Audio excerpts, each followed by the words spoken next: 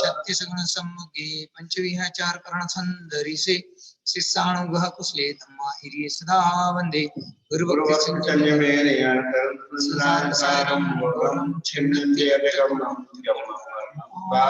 ये नित्यं व्रतमन्त्र होम निरता ध्यानाग्निहोत्राकुलः षट्कर्मा विरतस्तपो धन साधु प्रिया साधव शीलप्रावरणा गणप्रहाणाश्चन्द्रार्कते ज्योतिका मोक्षद्वार कपाट पाटन भटा प्रीणन्तु मां साधव गुरुः पान्तु नो नित्यं ज्ञान दर्शन नायकः चारित्राण गंभीरा मोक्ष मार्गोपदेशका इच्छामि बन्ते ऐरी भक्ति काउ सगो को तस्सालोचन समाना समदर्शन संचारित जिताणं पंच विहाचरणं ऐर्याणं आयरादि सुदणानवदेश्याणं वज्जायाणं तीरायण गुण पालनप्राणं सबसामं निष्कालं जेमि पिंजेमि वंदामि नस्सामि दुःख कोकमको बोइलौ सुगै गमनं समाहि मरणं त्रिगुण संपत्ति हो मज्जम मोक्ष मार्गनितां हिताकरभूतां ज्ञातारं विश्वतत्त्वानां वन्दे तत्त्वमूर्तये।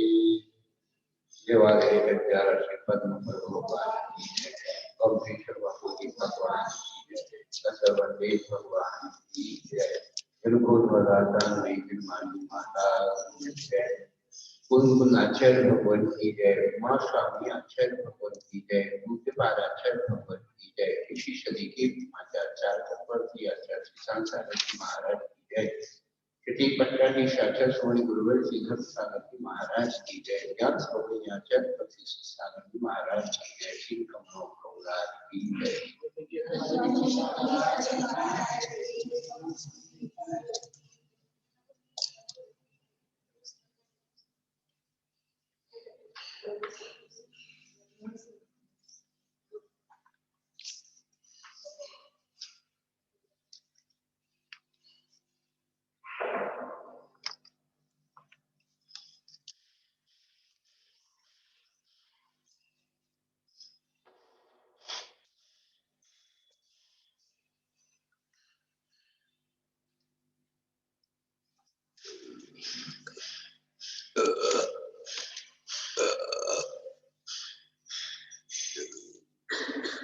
धर्मानुरागी भक्तात्माओं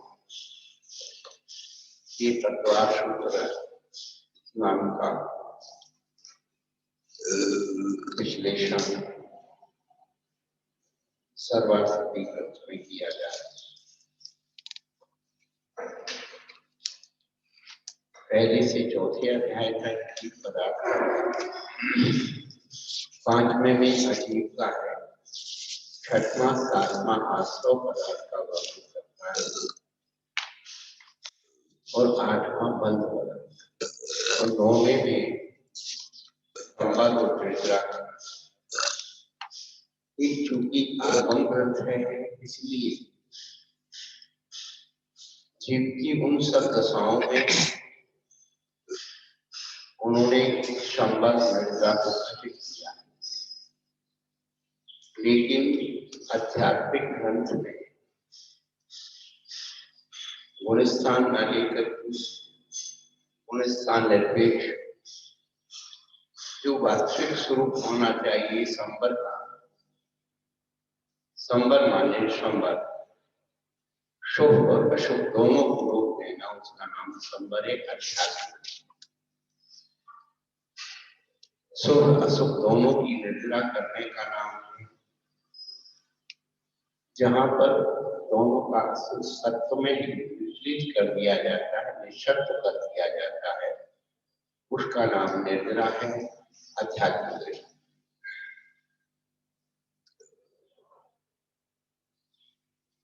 लेकिन आत्म दृष्टि साधना की दृष्टि है। इसलिए आश्रम बोधा संबरा प्रवृत्ति समिति धर्मानुपेक्षा दूसरा और तीसरे नंबर का सूत्र की व्याख्या अध्याय में की गई है। मुक्ति सम्मेलन मुक्ति 5 समिति धर्म 12 अंतरिक्षा 22 वर्ष है। इनका वर्णन 22 परिचय जय का वर्णन चला। परेशानियां सबके जीवन में आती है, चाहे ग्रस्त हो या साधु।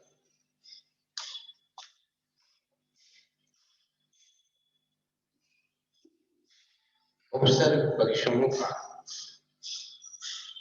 अनुभव सभी जीत सकते हैं, लेकिन साधु उसको सहन करके अपनी मंजिल को पाते हैं।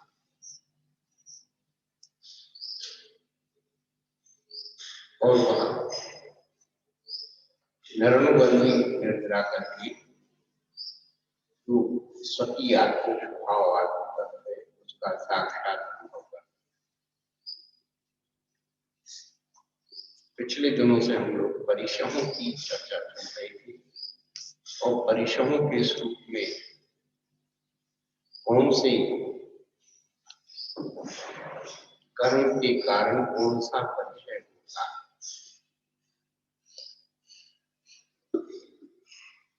22 परिश्रमों की सामग्री, उसकी प्रतिक्रिया और उसका फल ये बताए, लेकिन कौन से कर्म के सद्भाव से कौन सा परिचय होता है।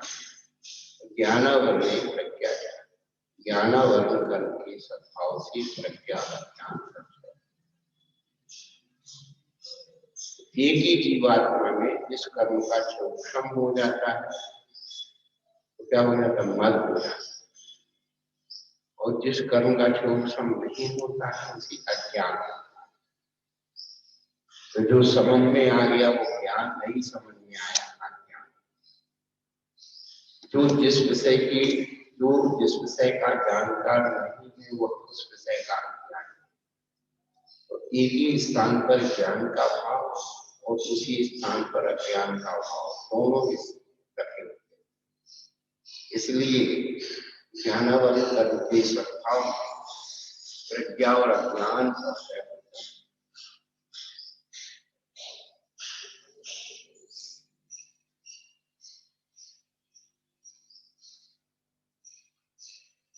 अब आगे हो मोहनीय कर्म के दो भेद, दर्शन मोहनीय और ज्ञान। हमारे आचार्य भगवंतों की सोच देखिए कि वो सर्व परिचय हमारी आत्मा के हित कारक है। कोई ना कोई निमित्त बनेगा, कोई दूसरा निमित्त बनता है तो अपन कहते हैं, लेकिन तात्कालिक कोई अपना निमित्त बनता है तो उसकी कुछ क्रिया करने की कोशिश। यदि उसमें भी हम अपनी प्रतिक्रिया को बंद कर रहे हैं और कर्म के ऊपर उसको डाल दें तो हम लोग वास्तव में उस निर्जा को पा। लेकिन दिक्कत वही होती है कि हम दूसरों का सहन कर सकते, अपनों का सहन क्यों नहीं कर पाते हैं, क्योंकि उनसे लड़ने की सामर्थ्य अपने अंदर। क्या तो ऐसा बोलेंगे तो हम ऐसा कर देंगे, वो ऐसा करेंगे तो हम ऐसा करेंगे।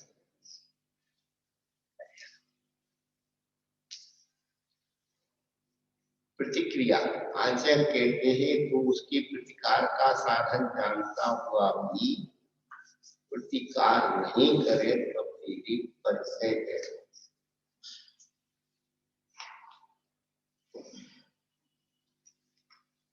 अपन सोचते हैं हमने प्रतिक्रिया नहीं की तो हम पर हावी हो जाएगा।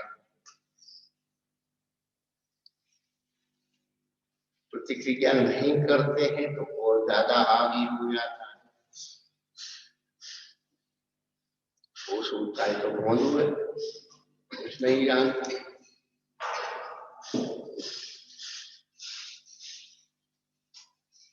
कहने का अभिप्राय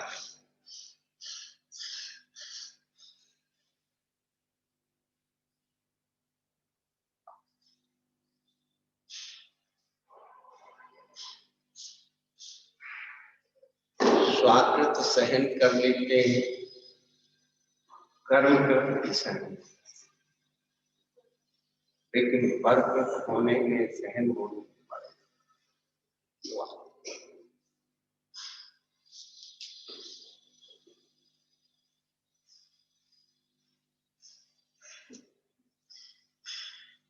यही प्रक्रिया का चिंतन अपने चेतना में करना है। इसलिए आचार्य भगवंतों ने उनकी स्वरूप का वर्णन किया है। अब चारित्र मोह के बारे में बता रहे हैं। चारित्र मोह के दो भेद हैं, या दर्शन मोह और चारित्र मोह। तो पहले दर्शन मोहिनी के सद्भाव से कौन कौन से परिचय होते हैं और उनकी प्रक्रिया क्या होती है, हमें उस बात को समझना है।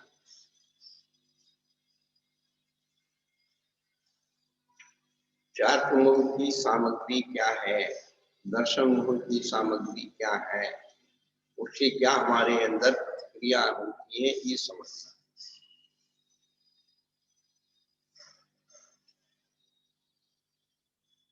दर्शन मोहांतराय प्रदर्शनालाभो। दर्शन मोह और अंतराय के सद्भाव में क्रम से अदर्शन और अलाभ लक्ष्य।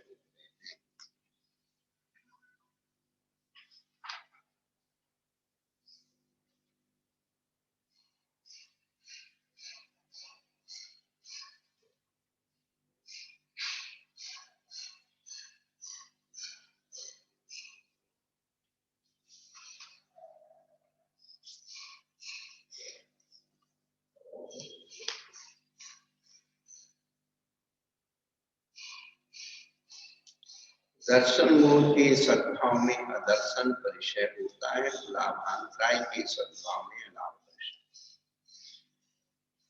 ये तो हमारे आचार्य भगवान बोल रहे हैं, लेकिन दर्शन मोह का दूसरा नाम मिथ्यात्व। अब क्या मोह मिथ्यात्व का वहां पर साधु जो है अनुभव कर रहा है। पंडित जी ने जो बहुत अच्छा लिखा है, कहीं कहीं जो अच्छा बोला है,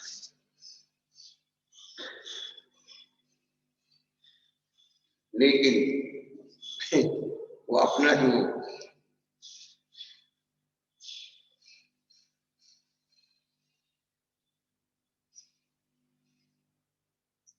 दर्शन मोह से यहाँ सम्यक मोहिनी प्रकृति ली।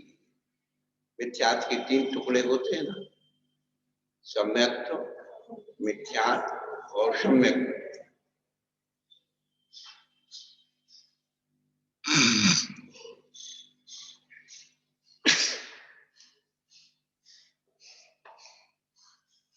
इसका उदय रहते हुए चलमल और अगाढ़ दोष उत्पन्न होता है।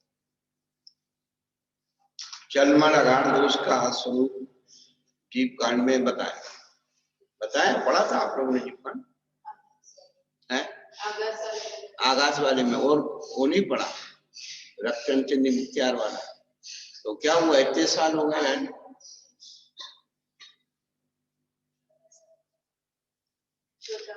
क्योंकि सब की टीका वाला और बड़े बड़े और रतनचंद मित्यार वाला बड़ा खुलासा है। अभी तक तो अपन केजी में बैठे हैं। ओहो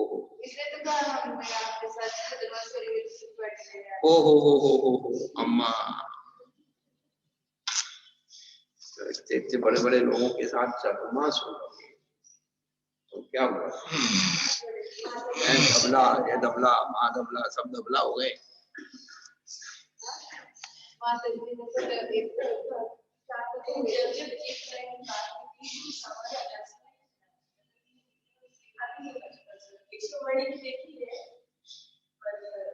ज्ञानपीठ से छपा हुआ है केशव वर्णी की टीका वाला।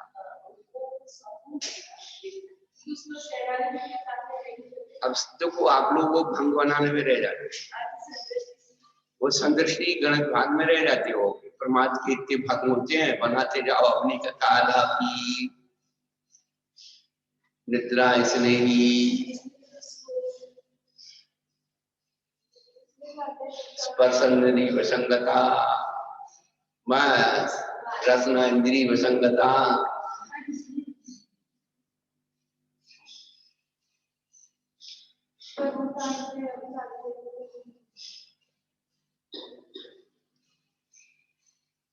तो ये सम्यक मोहिनी में जो जन्म लगा होते हैं, ये सारे के सारे करणानुरूप से बताए गए। जो देशघाती प्रकृति का उदय होता है वो जन्म लगा उत्पन्न करती है।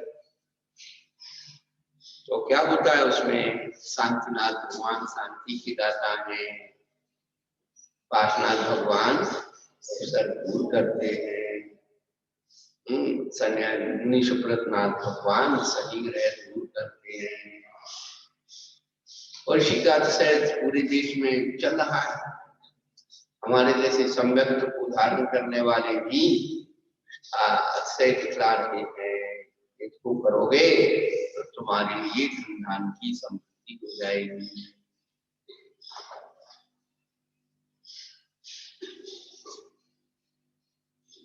ये आगे वाली किताब है, ये वाली बीच की वो पुराने उसकी है ना, तो वो थोड़ा सा पैराग्राफ में लाने में वैसे अर्थ तो ठीक है। इसमें पुरानी वाली में तो अर्थ वो है 6-7 पुराने है, लेकिन ये नई वाली में पंडित जी ने स्वयं में बदल चौथे गुणस्थान का लोग लग गया ना, तो उन्होंने विशेषार्थ बदल।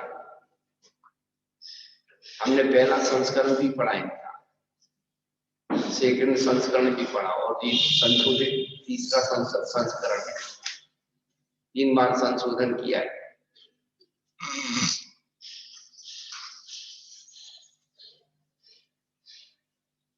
तीन 340 पेज पर पैराग्राफ जो है 847। इसमें जो उन्होंने ये बताया, ये आप अपनी तरफ से खोले। हमारे आचार्य इतना कह के गए कि दर्शन के सद्भाव में आदर्शन परिचय होता है, लाभांतराय के सद्भाव में लाभ परिचय होता है।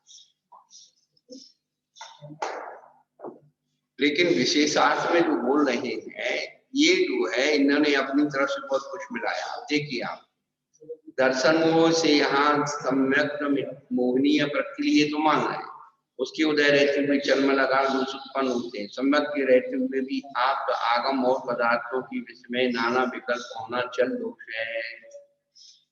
जिस प्रकार जल के स्वस्थ रहते होते हुए भी उसमें वायु के निमित्त से तरंग माला उठाकर थी, उसी प्रकार सम्यक दृष्टि से यद्यपि अपने रूप में स्थित रहता है, तथापि सम्यक मोहिनी के उदय से आप आगम और पदार्थों की विषय में उसकी चलायमान होती, यही चल दोष है।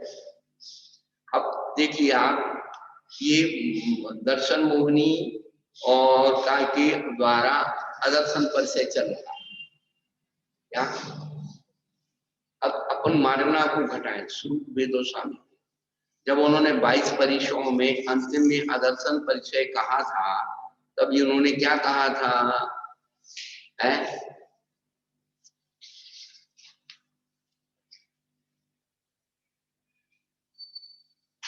836 नंबर का जो पैराग्राफ में उन्होंने अदर्शन परिचय कहा,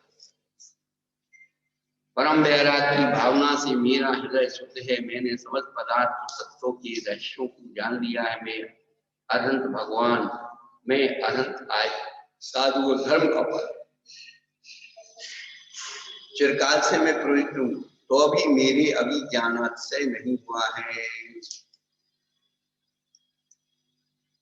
महोपवास आदि अनुष्ठान करने वालों की प्रात्यार्थ से उत्पन्न हुई है, प्रलाप मात्र है। यह प्रवृत्तियां अनर्थक है, व्रतों का पालन करना निरर्थक है, इत्यादि बातों का दर्शन शुद्धि के युग से मन में विचार नहीं करने वाले की अदर्शन परिचय जानना चाहिए। तो जो मिथ्या दर्शन सल है, क्या मिथ्या दर्शन सल है कि मेरा वैभव अन्य देवों की या अन्य व्यक्तियों की अन्य धर्मों के समान क्यों नहीं हो रहा है? क्या मेरे से अच्छे वो हैं, उनकी मानने वाले बहुत बड़े बड़े लोग हैं, उनकी पूजा हो रही है, उनकी प्रभावना हो रही है, उनका नाम हो रहा है, मेरा उनके जैसा नाम क्यों नहीं हो रहा है? ये कौन सोचता है? सम्यक के धारण करने वाला व्यक्ति मिथ्या दर्शन शल में आ जाता। तो अभी एक शंका का समाधान कुछ गलत ढंग से दिया गया कि नारायण वहां चले गए तो उनके भाई उन्हें लेने गए, तो उन्होंने कहा कि तुम एक काम करो, हमारी बदनामी नहीं हो, तो सब जगह ये रख देना। तो क्या सम्यक दृष्टि ऐसा कर सकता है क्या? प्रश्न उठाया। तो ये चीजें कोई बड़ी बात नहीं है। आज हम त्यागी साधु बनकर के हमारा नाम हो, हमारा नाम लिखा जाए, दूसरे का मिटा करके अपना नाम हो रहा है, अपनी जीते जी अपनी फोटो टंगवा ले, तो ये क्या वो नहीं?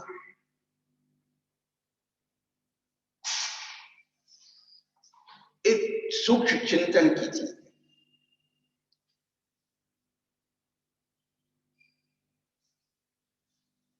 तो वह सम्यक दृष्टि वहां से अपने कह दे, वो तो आवृत्ति है, वो कह दे कि मेरा ऐसा करवा देना। हम तो महावृत्ति हैं,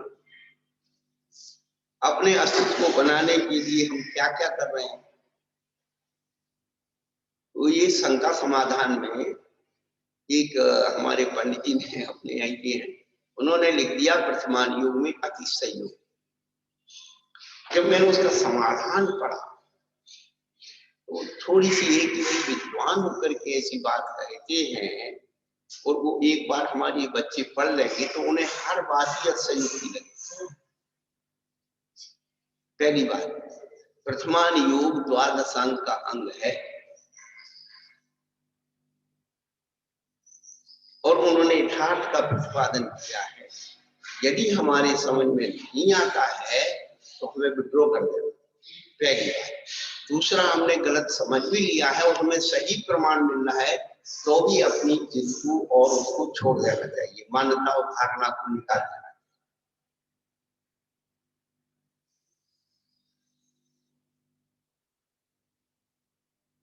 प्रसंग किसका चल रहा है? 22 परिसर चल रहा है। किसके कौन सहन करता है? मुनराज सहन करते हैं। तो जब वो मुनराज इतनी तन की तपस्या में सोचते हैं कि अरे मिथ्या दृष्टि लोग सीखे, उनकी अच्छा होते, उनकी पूजा हो रही है, मेरा ऐसा, ये सोच सकता है, पर नहीं सोचना अदर्शन परिचय। क्या मुझे अन्य से क्या लेना था? जो जिनकी निरंतर मेरी पूजा कर जाएंगे, ठीक है, हमारे गुरुओं की है, ऐसा नहीं है कि देवताओं ने पूजा नहीं की, भूत बलि पुष्पदंत की पूजा की, अब वैसी मेरी पूजा हो जाए, अरे वैसे लक्षण लाभ हो जाएगी तुम्हारी पूजा, कौन मना कर? पूजपाद आचार्य को रिद्धि थी, अब मैं सोचूं तो मेरे को भी ऐसी रिद्धि हो जाए। तो एक बात को हमें अलग तरीके से भी घटित करना है। तो उनका जो है अपनी दीक्षा लेना या ये सब करना हमारा निरर्थक हो गया, सब हो गया, तो ये हमारे परिणाम कहाँ? विशुद्धि से नीचे की ओर आ गया। तो उसकी जो सम्यक की पकड़ थी, उस सम्यक की पकड़ में ढीलापन आ गया, तो वो ढीलापन नहीं आने देना ही अदर्शन परिचय है। क्या? नहीं आने देना। हाँ, अदर्शन परिचय है। अदर्शन तो वो बता दिया कि जो जिसका स्वरूप नहीं है और उसकी मान्यताओं को उसमें अपने परिणाम को प्रभावित करना।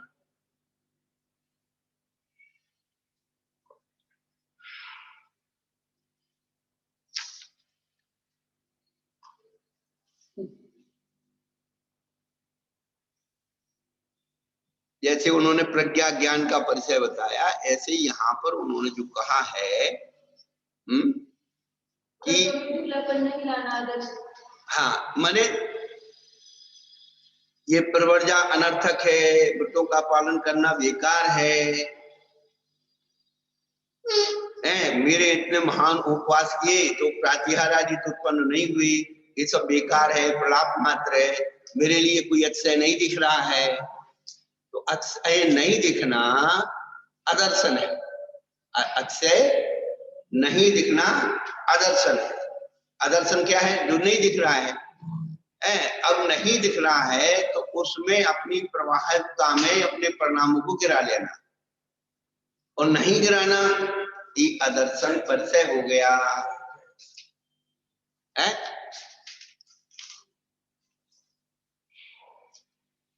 माता जी की अच्छी फोटो खिंच गई, माता जी की जयंती मन गई, मेरी तो मनी ही नहीं।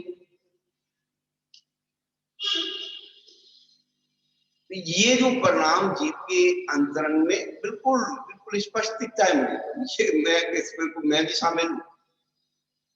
ऐसे परिणामों का परिणमन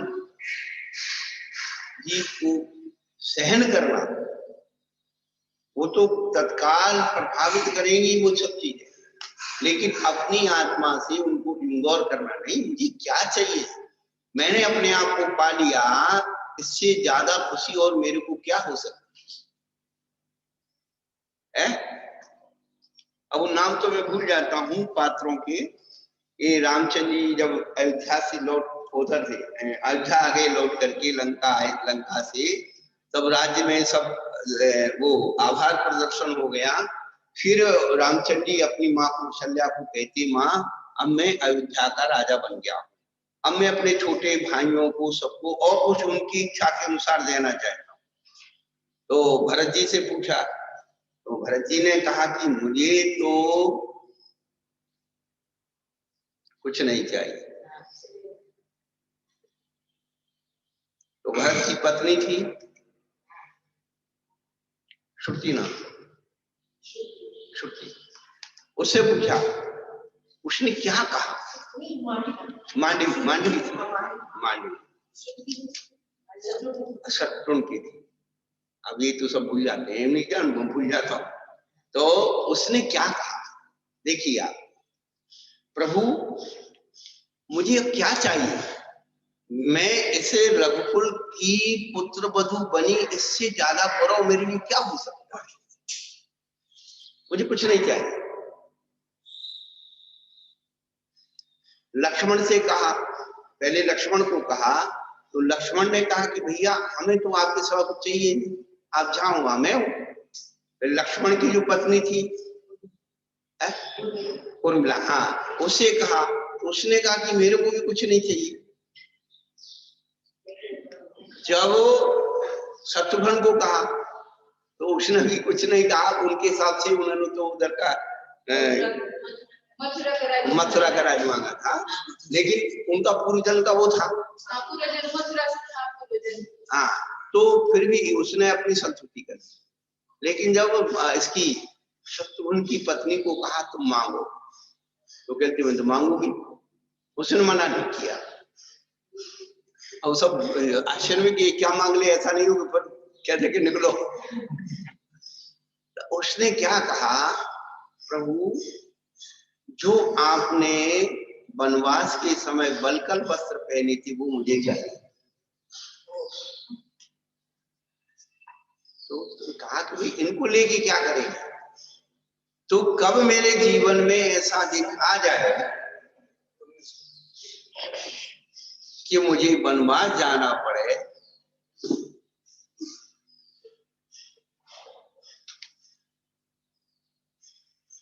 तो जिस तकलीफ लोग डरते हैं वो मांगा। द्रौपदी ने, कृष्ण जी ने कहा द्रौपदी से कुछ वरदान दे, तो कहने लगे प्रभु मुझे यही वरदान दो, मैं हर परिस्थिति में मेरा धैर्य एक सा बना। हम लोग जो हैं प्रथमान योग पढ़ते हैं, योग कक्षाएं पढ़ते हैं, थोड़ा थोड़ा तुलना करके अपनी परिणामों को दृढ़ता मिला,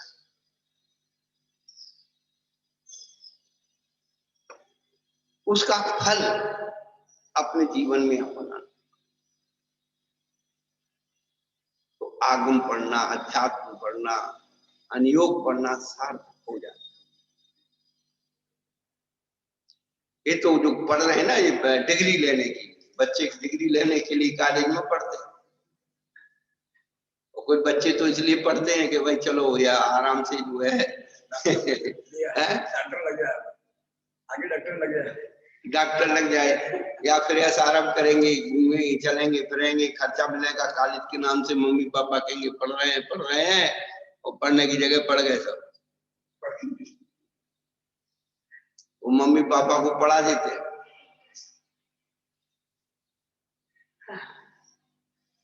तो ये चीजें जो हैं कि फीलिंग पैदा हो अपने, तो हमारे लिए हम ये सोचते हैं कि बस स्वरूप है, उसका स्वरूप क्या है? अदर्शन परिचय। अदर्शन की स्थिति क्या है? तो जो उसे तपस्या आदि के द्वारा, ज्ञान आदि के द्वारा जो अदर्श, जो दृश्य दिखना चाहिए वो नहीं दिख रहे हैं, तो प्रत्यक्ष पूजा नहीं दिख रही, या उसका कोई ऐसा प्रातिहार अच्छे जो समोषण आदि लगता है, लोग आते हैं, वो सब नहीं दिख रहा है। तो वो अपने परिणामों को क्या करता है, इससे तो अच्छा ये दीक्षा वीक्षा सब बेकार है, उनका ही दर्शन, वो अपने परिणामों की मलिनता ले आता है। किसको क्या चाहिए? तो आदर्शन पर किसके दर्शन मोह की निमित्त से होता है। तो दर्शन मोह का डायरेक्ट नाम मिथ्यात्व ने यहाँ नहीं लेना। दर्शन मोह की जो प्रकृति है, सम्यक प्रकृति, जो चल मन अगाड़ दोष उत्पन्न करती है, वह लगा करके अपन को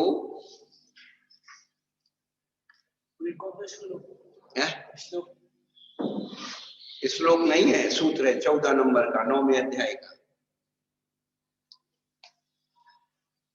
तो यहाँ उन्होंने विशेषार्थ में एक बात दी है कि सम्यक दृष्टि पुरुष यद्यपि अपने स्वरूप में स्थित रहता है, तथापि सम्यक मोहिनी के उदय से आत्म आगम और पदार्थ के विषय में उसकी बुद्धि चलायमान रहती है। अब पंडित जी ने चौथा गुण स्थान छेड़ दिया है। क्लास चल रही है MA BA की, M.Ed की, और ये चौथा गुण स्थान, चौथे गुण स्थान की बात कर रहे हैं। अरे परिचय कौन सहन करता है? साधु को सहन करता है। तुम्हारे चौथे गुण स्थान में मिथ्या दर्शन सल हो सकती है, अदर्शन परिचय है ही नहीं तुम्हारे। ये जो है ये स्वरूप भेद स्वामी वेद में अंतर पड़ा है। अब जो पंडित जी ने लिखा, हम लोग भी यही सोचते थे भाई पंडित जी ने लिखा सब सही लिखा, पढ़ते गए, जब अपन पढ़ गए भूल से मिलाया, उधर मिलाया, तो ये अब क्या कहते हैं कि यदि भी सम्यक दृष्टि पर अपने स्वरूप में स्थित रहता है, चौथा गुण स्थान हो गया स्वरूप की स्थिरता। क्या निश्चय सम्यक दर्शन को सिद्ध कर रहे? स्वरूप में स्थित कौन रहता है? आप रूप में लीन रहे, फिर सम्यक चार्ज, निश्चय सम्यक दृष्टि का जो है लक्ष्य, निश्चय सम्यक चार्ज का लक्ष्य, वो आप चौथे गुण स्थान में कैसे घटित कर? ने यहाँ पर चौथे गुण स्थान को लिया है। ये सबसे बड़ी बात है इसमें। मल का अर्थ मैल है, संकादी दोषों के निमित्त से सम्यक दर्शन का मलिन होना मलदोष है, यह भी सम्यक मोहिनी के उदय में होता है। अगाड़ का अर्थ स्थिर न रहना, सम्यक दृष्टि जीव लौकिक प्रयोजन बल कदाचित तत्व से चलायमान होने लगता है। उदाहरण, अन्य अन्य का कर्ता नहीं होता, यह सिद्धांत, और सम्यक दृष्टि से भली प्रकार जानता है, और राग बस वह सिद्धांत पर स्थिर नहीं। अब ये सब कहाँ आ गए? चौथे गुण स्थान में। अब अन्य अन्य का कर्ता है तो अकर्ता नहीं होता, ये सम्यक दृष्टि भले प्रकार जानता है। ये कहाँ, इस कौन सा ये अध्यात्म डाल दिया आगम में?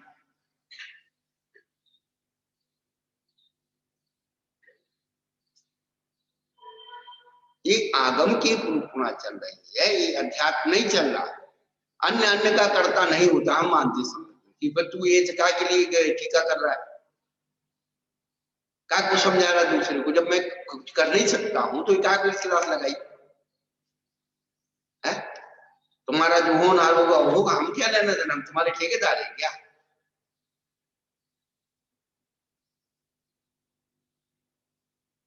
ये जो है आगम में अध्यात्म, और अध्यात्म में आगम डाल दिया, तो दोनों ही कचरा हो गया। क्या वहां गुणस्थान की चर्चा नहीं है, वहां गुणस्थान डाल दिया।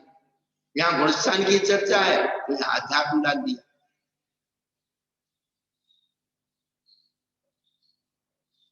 मारना से मारणांतर हो जाने से ही सारी वस्तु व्यवस्था बिगड़ जाए। अब इन्हें विशेषार्थ में लिखा है। अब जो साधारण व्यक्ति जब पढ़ लेता है तो फिर उसको ये लगता है पंडित जी ने तो लिखा था। बस संदर्भ देखिए, उसकी अनुभूतियां देखिए कि कैसे क्या होता है। पर वह राग व इस सिद्धांत पर स्थिर नहीं रह पाता। कदाचित वह पारमार्थिक कार्य को भी लौकिक प्रयोजन का प्रयोजक मान बैठता है। इस प्रकार सम्यक मोहिनी के उदय से ये तीन दोष होते हैं। ये तीनों एक ही हैं, तीनों एक हैं, फिर भी भिन्न भिन्न अभिप्राय की दृष्टि से यहाँ पर पृथक पृथक रूप से परिगणित किया है। अभी चलमलगार दोष की बात ही नहीं चल रही है।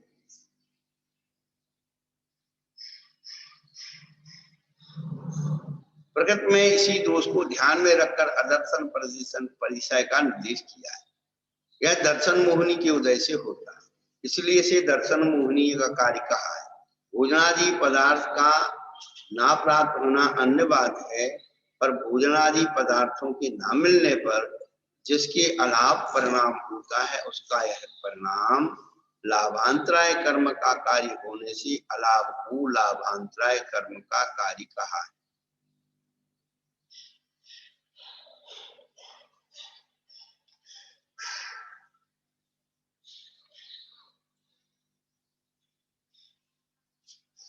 अब क्या क्या भर दिया है इन्होंने। पर के लाभ को स्वाका लाभ मानना मिथ्या दर्शन मोहिनी का कार्य, इसलिए यहाँ उसकी विवक्षा नहीं। यहाँ तो अलाभ परिणाम किसकी उदय से होता है, इतना ही विचार किया। इस प्रकार अदर्शन भाव मोहिनी कर्म का और लाभ भाव लाभांतराय कर्म का कार्य है, यह निश्चित। अब इसको जो चौथे गुण स्थान में घटा दिया है, इतनी दृढ़ता किसके अंदर है अलाभ परिचय की, बोलो। बंटवारे में यदि एक इंच जगह इधर की उधर मिल जाती है तो अलाभ परिचय सहन कर लेता है? भोजन में यदि नमक कम हो जाए तो अलाभ परिचय सहन कर लेता है? तो कहाँ घटित कर रहा है? बातों में कुतर्क में आप कुछ भी घटित कर सकते, यथार्थ की धरातल पर उस चीज को घटित करना बहुत कठिन।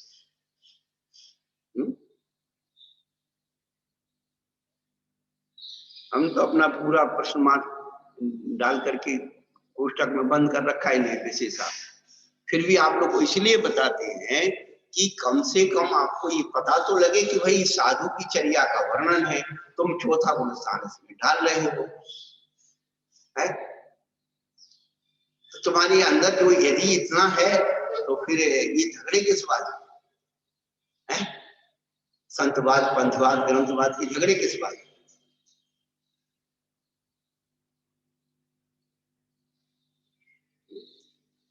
श्रीमंदर भगवान कहां से आ गए, बोलो।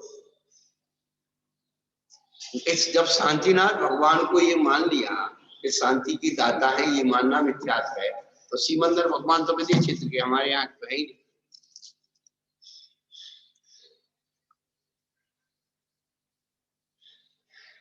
फिर और बाकी आचार्य कहाँ गए? कुंद आचार्य को तुमने सब कुछ मान लिया। तो बाकी आचार्यों की उपेक्षा की। सम्यक दृष्टि तो आगम में एक अक्षर में भी जो है अश्रद्धा नहीं करते। परोपलिप्स्यासावान रागद्वेष मणिमया देवता यदुपासिते देवता उचित। इसकी जो संस्कृत टीका प्रभाचंद्राचार्य ने की है, उस टीका को ये मोहित वो नीचे अलवारी में वो भैया जी संशोधन कर रहे हैं ना गुजराती, रत्न साहब का क्या, आप ये देखिए कि उसमें टिप्पण लिख दी पंडित जी ने हिंदी गुजराती टीका की, ये कथा आगम अनुकूल नहीं। तो तुम्हारी मान्यता में नहीं घट रही तो तुम उसे टिप्पणी लिखी। प्रवचन आचार्य से पूछे कि आगम अनुकूल है या नहीं है, हम ठेकेदार हैं क्या? आपकी मान्यता में हमारी मान्यता में कोई बात नहीं बैठ रही तो आगम से बाहर कर, तो कितनी चीजें बाहर करोगे? हम तो ये की बात कहते कि तुमने आज एक चीज को निकाल दिया, कल दूसरी चीज को भी बाहर निकाल के कर दो।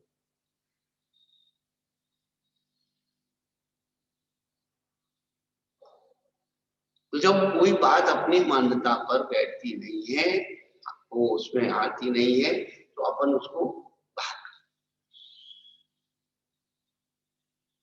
उसकी बात ही नहीं चल रही भाई, चौथा गुणस्थान की बात ही नहीं चल रही, तो तू चौथा गुणस्थान जबरदस्ती क्यों? ये संबंध निर्जरा का प्रकरण चल रहा है सबसे पहली बात, तब सा निर्जरा गुप्ती समिति धर्मानुपेक्षा करते हैं, तो परिचय किनके होंगे? ये चौथा गुणस्थान कहाँ से बचे? हमारा ये कहने, और श्रावक तो कुछ सहन करते ही नहीं है। हम तब भी मानते कि पांचवें गुणस्थान करती श्रावक जो है वो क्या बोलते हैं, वो जैसे बारिशण था, शेख सुदर्शन थे, अष्टमी चतुर्दशी को शमशान में जाकर के साधना करते थे। अंजन चोर की कहानी में वो आता है, वो जो है दत्त सेठ जो है साधना कर रहा था, वो लोग आए वहां परीक्षा लेने के लिए और उसको नहीं चिढ़ा पाए।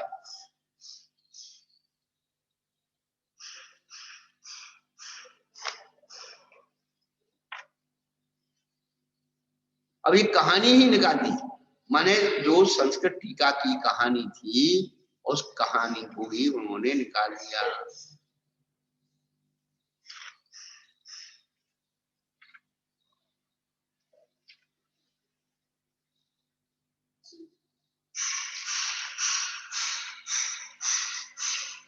तो ये जो चल रहा है भाई, मानो या मत मानो, उससे हमारे धर्म को कोई हानि नहीं है, लेकिन आप दूसरों को थोप के जाओ तो ये जो है भविष्य ठीक नहीं।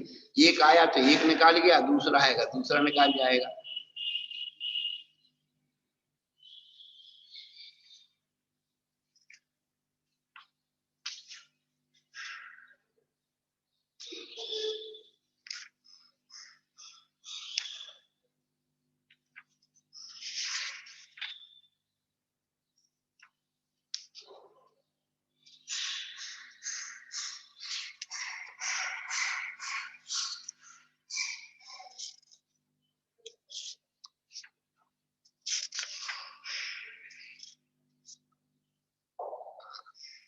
इन्होंने विशेष में लिखा, जेमना साया देवानाम लक्ष्मण गीतना सर्वज्ञता अने हितोदेशनु से छे तने लक्षणो ना हो तो ના હોય તે અદેવ છે કુદેવ છે, તે કોઈ પણ રીતે જીવને હિત કરતા નથી, છતાં તેને ભ્રમથી હિત કરતા માની તેનું સેવન કરવું તે મિથ્યાત્વ છે। ये इन्होंने टिप्पणी दी है, ये स्टार डाला है, या श्लोक ये नहीं पढ़ो। આ શ્લોક નીચેની સંસ્કૃત ટીકા આગમ યુક્ત નથી। એમ શેઠ માણિકચંદજી ગ્રંથમાલા પુષ્પ નંબર 24 પ્રસ્તાવના પાના નંબર 69 માં સ્પષ્ટ લખ્યું છે, તેનું તે કથન યોગ્ય છે, માટે તે લીધી નથી। શ્રી રામજીભાઈ માણેકચંદ, વકીલ સોનગઢ। ये श्लोक की संस्कृत टीका आगम युक्त नहीं, माणिकचंद जी तो उन्होंने निकाली दी, मतलब तो तुमने प्रभातचंद्र आचार्य को नकार दिया।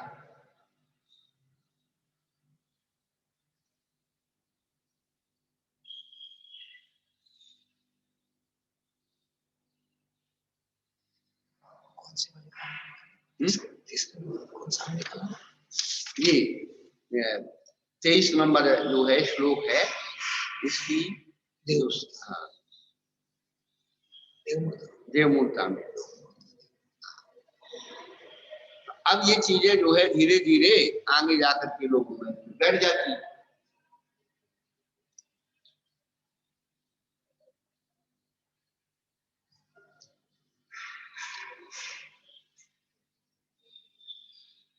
क्या अभिल सम्यक दृष्टि जीव अलाप पर से सहन करता है क्या, अदर्शन पर से सहन करता है क्या, जरा सी भी उसके मान सम्मान में कमी होती है फैल जाता है।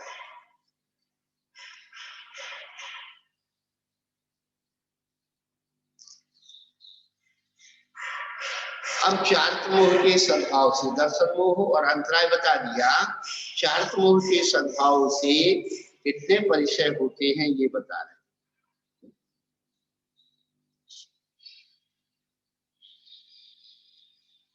चारित्र मोहे नान्या रति स्त्री निषद्या क्रोशयाचना षत्कार पुरस्काराः।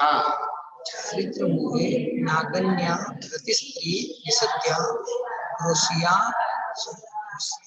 सत्कार पुरस्कार। चारित्र मोह के सद्भाव में जो परिचय उत्पन्न होते हैं, अब ये जो उन्होंने नग्न परिचय है, आरती परिचय, स्त्री परिचय, निषिद्धा परिचय, आक्रोश परिचय, याचना और सत्कार, इतनी बातें दी। अब इनका चारित्र मोह से क्या संबंध है देखिए आप। तो टीका में तो अपन पढ़ ही लेंगे, लेकिन हम आपको इसमें अभी विशेष में खोलेंगे, आपको बताएं। इन्होंने शंका की कि नान्यादि परिचय कुंभेदोदय आदि के निमित्त से होते हैं, इसलिए मोहोदय के उनका निमित्त कहते हैं। पर निषद्या परिचय मोहोदय के निमित्त से कैसे होता है?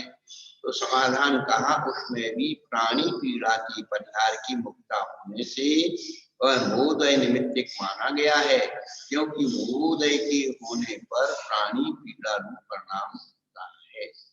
केवल हमारे आचार्य भगवान ने इतना ही खोला है। विशेष अर्थ में इन्होंने जितिया है। आगे चर्या और सैया को वेदनी निमित्तिक कहा है और यहाँ निषद्या को मोहिनी निमित्तिक कहा है। ये तीनों परिचय एक श्रेणी के हैं।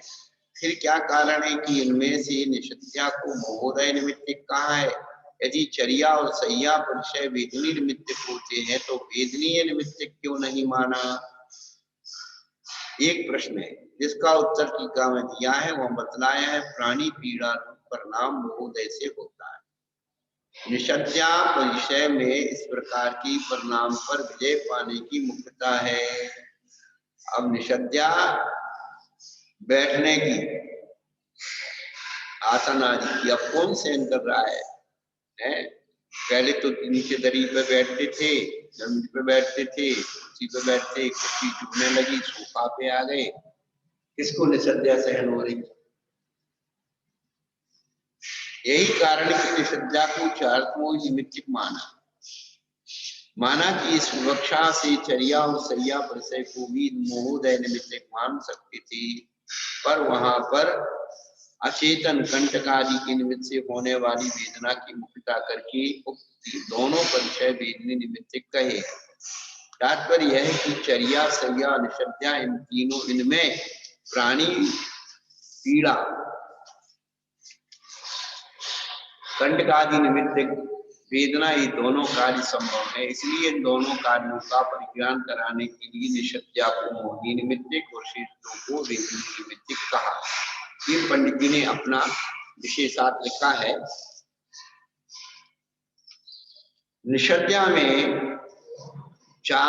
निषद्या स्थान में 4 प्रकार के उपसर्ग की मुख्यता है, जो कि अचेतन कृत है। भयंकर पशु आदि की आवाज आदि को सुनकर भी स्थान आदि से बदलने के भाव मन में नहीं आते। निषद्या परिचय जहां बैठ गए सो बैठ गए। अब वहां उपसर्ग आदि आ गया है तो स्थान को बदलने का भाव ना आए, यही निषद्या परिचय है। और कंटक आदि का जो है वो वेदनी है, आप उसमें स्थान बदल ही नहीं सकते, आपको तो स्थान चलना ही है।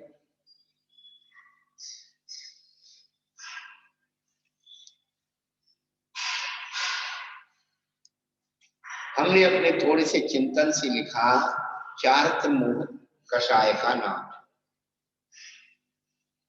चारित्र मोह कषाय का नाम। सूक्ष्म चिंतन करने पर साधु की 6वें गुण स्थान में स्वजलन की 4, क्रोध, मान, माया, लोभ और मोह इत्यादि 9 कषाय की हालत होती है।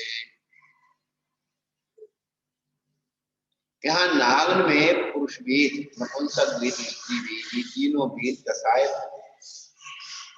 घटित हो सकती है। नागनता में स्त्री, पुरुष और नपुंसक वेद, ये तीनों कषाय 9 कषाय में, कारण की नग्नता स्वयं पुरुष वेद की है और अरति नपुंसक वेद की है और रति स्त्री वेद की है। तो स्त्री वेद उदय से स्त्री वेद, इन तीनों भाव वेदों में 3-4 तमोगुण घटित होते हैं।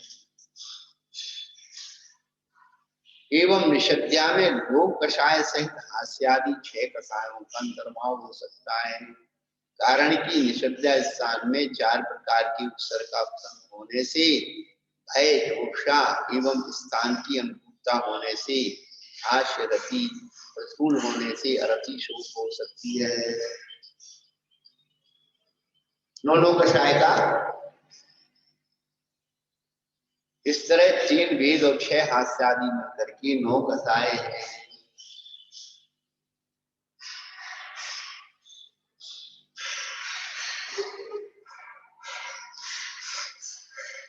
तो इसमें नागने, अरति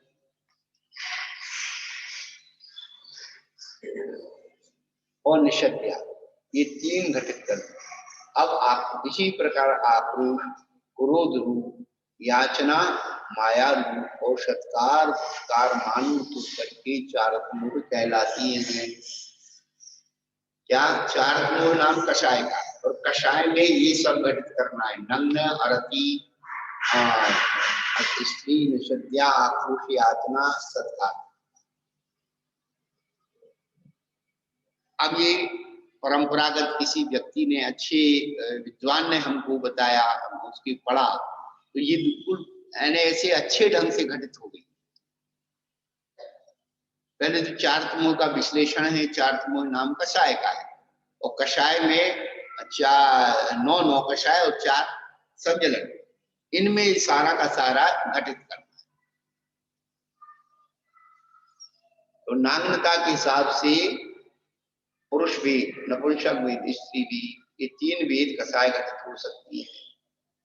नग्नता स्वयं पुरुष वेद की, अरति नपुंसक वेद की, रति स्त्री वेद, विदुदय से स्त्री वेद, इन 3 भावों वेदों में 3-4 घटित होते हैं। और निषद्या में लोभ कषाय सहित हास्यादि 6 कषायों का अंतर्भाव हो सकता है। क्यों? निषद्या स्थान में 4 प्रकार की उपसर्ग का प्रसंग होने से भय, जोषा आ गई। स्थान अनुकूल होने से हास्य और रति, और प्रतिकूल होने से अरति शोक हो सकता है। अरे कहाँ आके बैठ गए हैं, अब यहाँ स्थान अच्छा नहीं है, कहाँ फंस गई।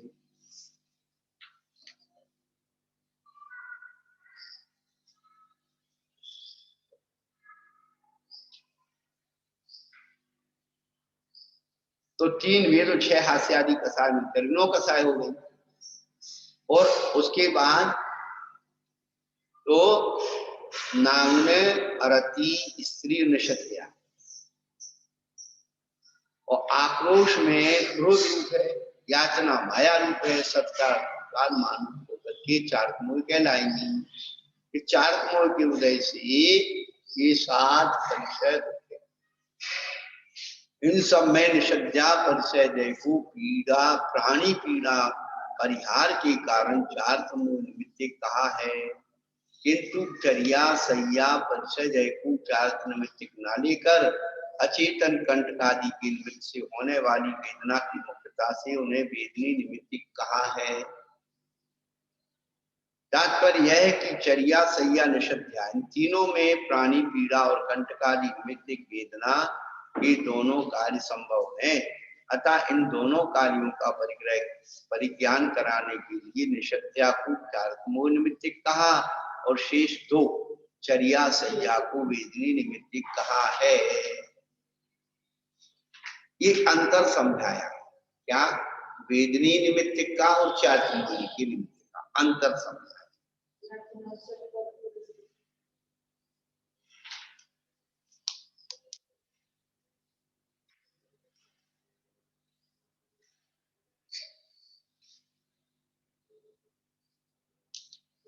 अब ये कहते हैं ज्ञानावरण में वो अंतर, दर्शन वो चातुर्य, इन कर्मों के निमित्त से होने वाली परिचयों का कथन किया।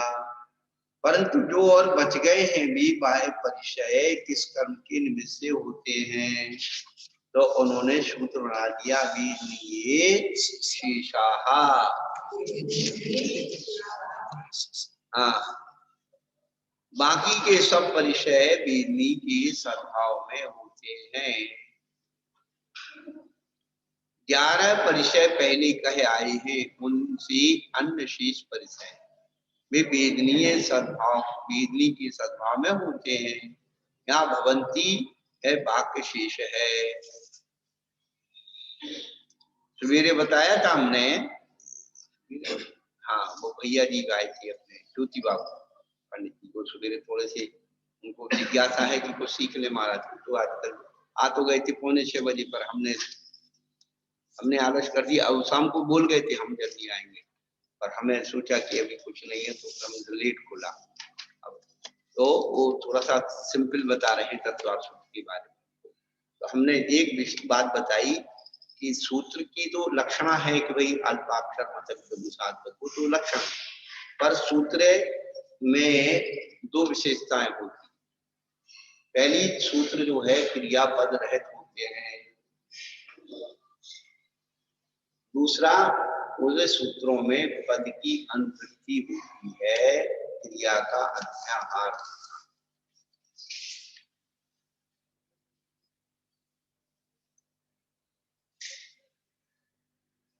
तो एक जगह लगा दिया सम्यक पद, वहां से आप उसको अनुवृत्ति करके यहां ले आइए। और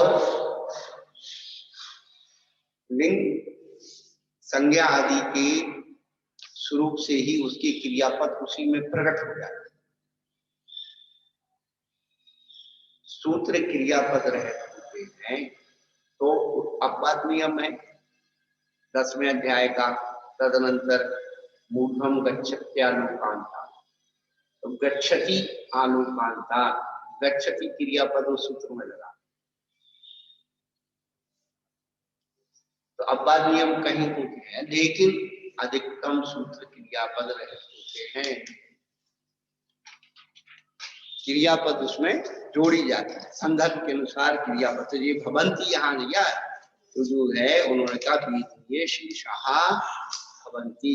अब इसमें लिखा नहीं है तो वेदनीय है, वेदनी वादी वेदनी के सद्भाव में भवंती होते हैं। अब कोई कहे इसमें भवंती तो लिखा ही नहीं, तो वेदनीय शेषाः, तो इसलिए तो सूत्र है। कम अक्षरों में कोई बात को कहना सूत्र है, सब जगह क्रियापद जोड़ देंगे तो फिर बहुत सारी अनवस्था दोष उत्पन्न।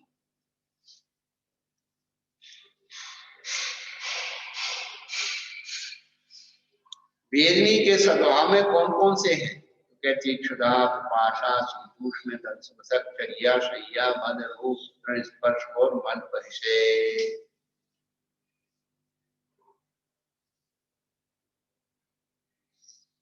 अब पंडित जी ने फिर अपना विशेषार्थ लिख दिया। अब क्या है कि पंडित जी ने कभी परिचय तो सहन किया नहीं विचारों में है।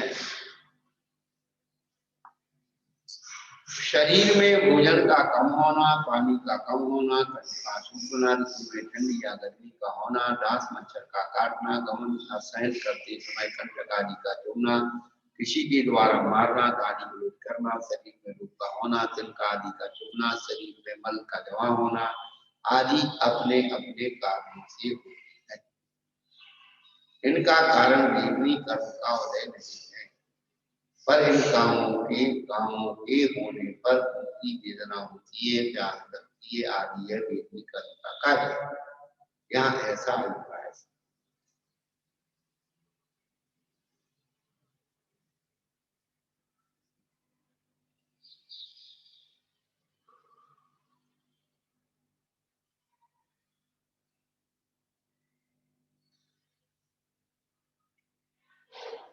कारण में कार्य का उच्चार किया जाता है।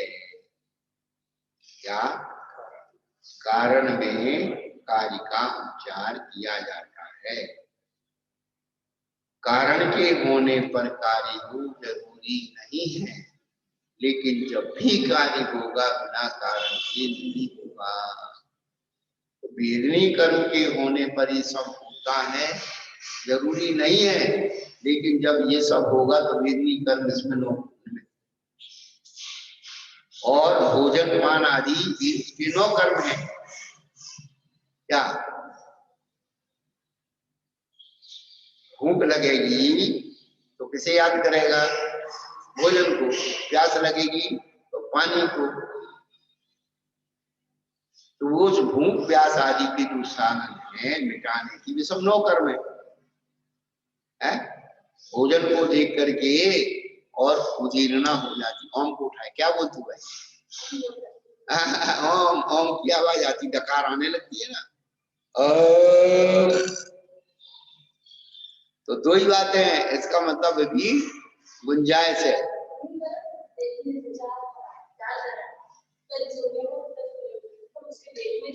हाँ, अच्छा अच्छा। पेट खाली, ओम कोश का मतलब खाली, खाली पेट होने से। हाँ, इसलिए साधु को वहां नहीं रहना चाहिए जहां चौका लगता हो पास। क्यों महिलाएं चिल्ला, अरे ये हलवा बना ले, ये बना ले, वो बना ले, और चौके में गए, मालूम अरे आवाज तो आ रही थी इतनी, कुछ नहीं बनाया। पूरा बनाना भूल गया था।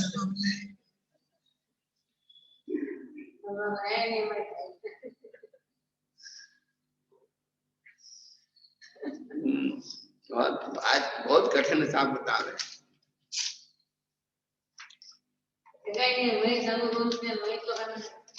मैं क्या करूं?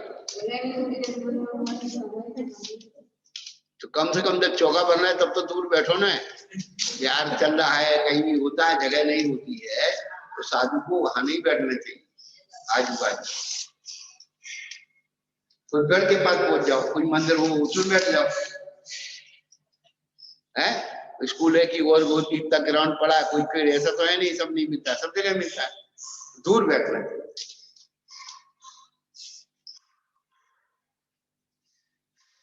हमारे गुरु महाराज तो दूर बैठ, और अरे और वो ज्यादा थोड़ा बहुत पास में भी हो तो दीवार की तरफ मुंह कर दिया, तू जानते नहीं रामलीला जान।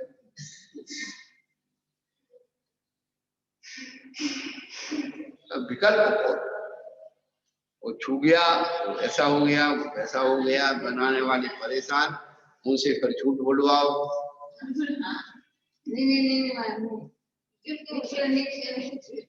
है झूठ क्यों बोलवाएंगे? बोलना पड़ता है तो नहीं चाहिए मतलब झूठ क्या? आप बोलते हैं नहीं मतलब तो झूठ आप तो सही बोलना चाहिए। हाँ सही बोलेगा तो बात। अब तुम बड़ी माता जी बन जाओगी तो सब पता लगेगा।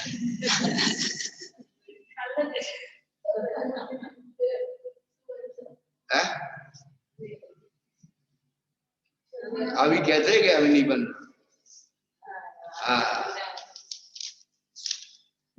इतना आसान नहीं है नहीं बनना। क्या बनना बहुत आसान है। हाँ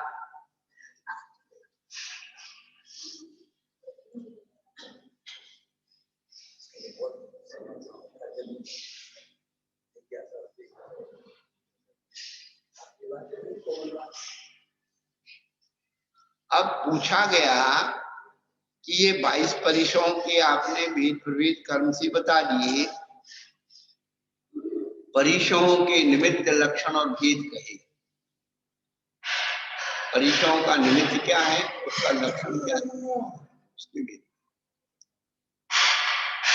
प्रत्येक आत्मा में उत्पन्न होते हुए भी एक साथ कितने हो सकते हैं? 22 परिसर हैं, एक साथ कितने हो सकते हैं? तो कहते हैं एकादयो भाज्या एकादयो वाच्या युगपदे कस्मिन् युगपदे नैकोनविंशतिः। एक साथ एक आत्मा में 1 से लेकर 19 तक परिचय विकल्प से होते हैं। एकस्मिन् एकोनविंशति। ना का आगमन किया नुबा, उसका लोप करके ऊ का उन्मन करके और क्या कर दिया,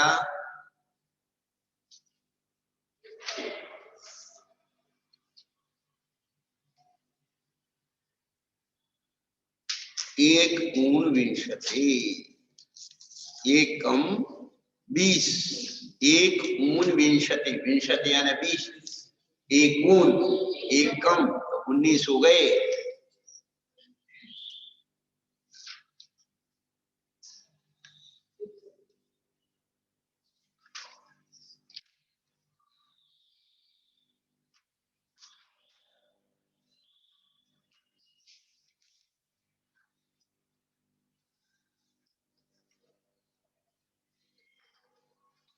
अंग अभिविधि अर्थ में है, यहाँ पर अंग का जो है मर्यादावाची है, उसको आ को बीच में लाए, एकस्मिन अंग को अलग करके फिर क्या किया उन्होंने नु का आगम कर दिया आके आगे और आ और ये मिला कर आई बना दिया, वो सब मिला दिया, एकस्मिन नैकोन विंशति बन गया।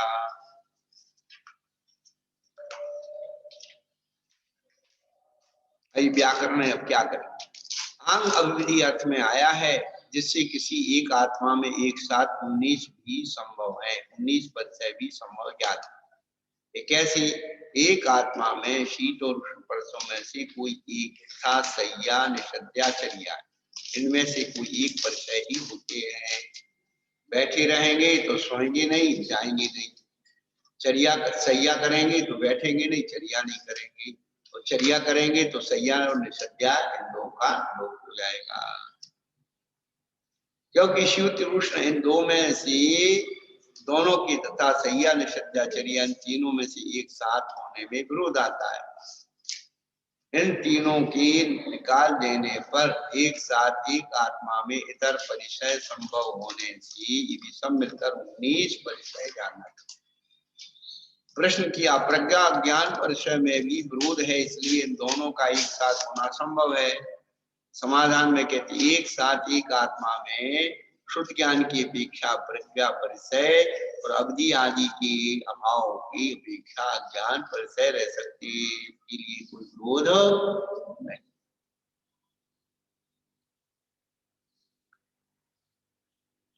दूसरे सूत्र का अंतिम पद गुप्ति समिति धर्म अंतरिक्षा परिचय गए चारित्र ही।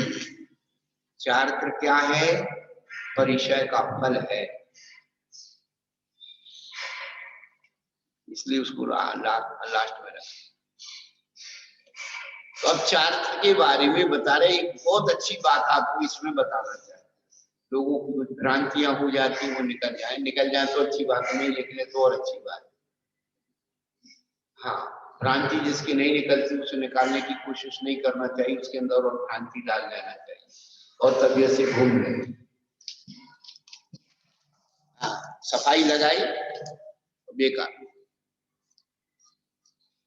सामायिक छेदों स्थापना परिहार विशुद्धि सूक्ष्म सांप्राय यथाख्यात विधि चारित्रम।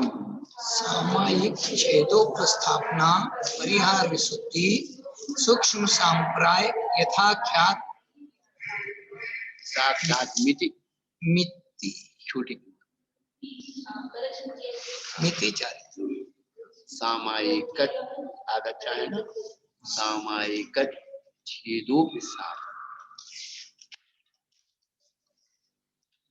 सामायिक छेदोपस्थापना परिहार शुद्धि सूक्ष्म सांप्राय यथाख्यात है, 5 प्रकार का चारित्र है। तो सामायिक और छेदोपस्थापना चारित्र छठवें गुण स्थान से 9 तक चलते हैं, और परिहार शुद्धि 6वें और 7वें ही रहता है, और सूक्ष्म सांप्राय 10वें में और यथाख्यात 11 से 14 में विद्यमान होता है, लिखा है उसमें, याद है आप लोग को, बहुत बढ़िया।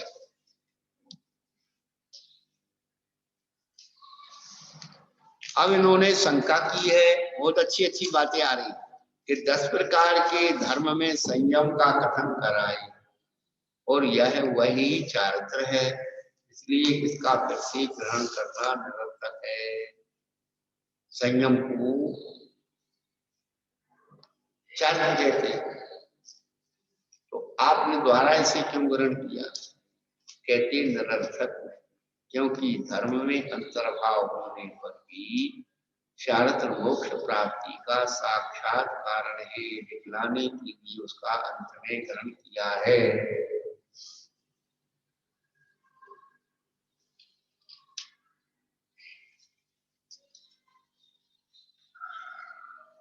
कर्णानी योग में संयम मारना है नहीं, असंयम, संयमा संयम सामायिक पर्याप्त।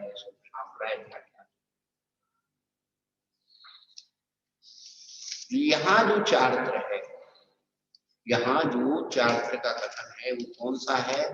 एक कर्णानी योग का चारित्र है। पहली बात ये ध्यान रखना, वो जो भुक्ति समिति और महाव्रत, 5 महाव्रत 5 समिति 3 भुक्ति, वो चरणानी योग का चारित्र है। ये कर्णानी योग का है, वो चरणानी योग का चारित्र। इसलिए चारित्र की अपेक्षा साधन में भेद हो। तीर्थलिंग चारित्र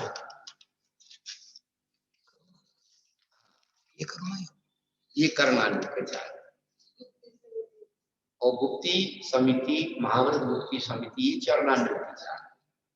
उनको अभव्य मिथ्या दृष्टि भी पाता, लेकिन इसको तो केवल भव्य जीव ही जो गुणस्थानों में आरोहण करते हैं, भावनिक के साथ है, उन्हीं की। अभी जो आएगा आगे असंख्यात गुणी निर्द्रा वाला सूत्र, फिर उलाक वकुश खुशी नर्तन कृष्णाद का नर्तन कहा, इनके तीर्थलिंग चार प्रत्येक बोध ज्ञान अवधानांतर करता साधना नहीं, वो जो बने वो उसके पहले दिया है क्या सूत्र है, तो उसमें चारित्र की अपेक्षा भी भेद, पाद स्थान विकल्पता साधना। तो कहते हैं ये चारित्र तो है साक्षात मोक्ष प्राप्ति का कारण है, दिखलाने के लिए अंत में से ग्रहण। फिर इन्होंने कहा सामायिक का कथन पहले कराए, शंका की कहा पर दिग्देशानर्थी सामायिक, इस सूत्र का व्याख्यान करते समय वहां किया। अब ये ध्यान रखना, वो चरणानी योग का चार वो सामायिक है, और ये कर्णानी योग की सामायिक है, और वो श्रावकों का है, ये साधुओं का है। स्वरूप भेद और स्वामी भेद ध्यान रखना। क्या कहते हैं? वह सामायिक 2 प्रकार की है, नियत काल और अनियत काल। स्वाध्याय आदि नियत काल सामायिक है, और वीर्यापत आदि अनियत काल सामायिक है। अब जो लोग केवल ऐसे ही देखना चाहते हैं, यही सामायिक है, ऐसी आंख बंद करके बैठना, तो आचार्य कहते ज्ञान और ध्यान, तो ज्ञान की प्रक्रिया और ध्यान की प्रक्रिया, ज्ञान की एकाग्रता ध्यान है, क्या ज्ञान की एकाग्रता ध्यान आगे आएगा सब। ध्यान कोई अलग चीज नहीं है। उपयोग क्या है? ज्ञान उपयोग दर्शन उपयोग, दोनों को मिला दो उपयोग है। ज्ञान मानना दर्शन मानना तो मिला दी तो उपयोग हो गया।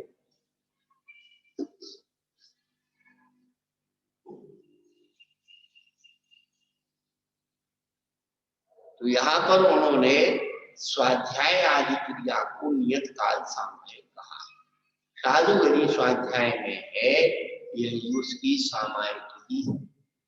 साधु यदि दीर्घ संकालक क्यों अनियत काल है, वो तो उसका काल नियत नहीं है, तो कभी भी असमय में जा रहा है तो क्रियापथ आदि के द्वारा चल रहा है, वह इसकी अनियत काल सामायिक है।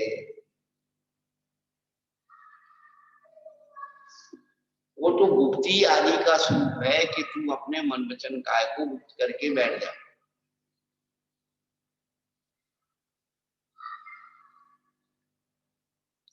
उस ज्ञान का आनंद नहीं।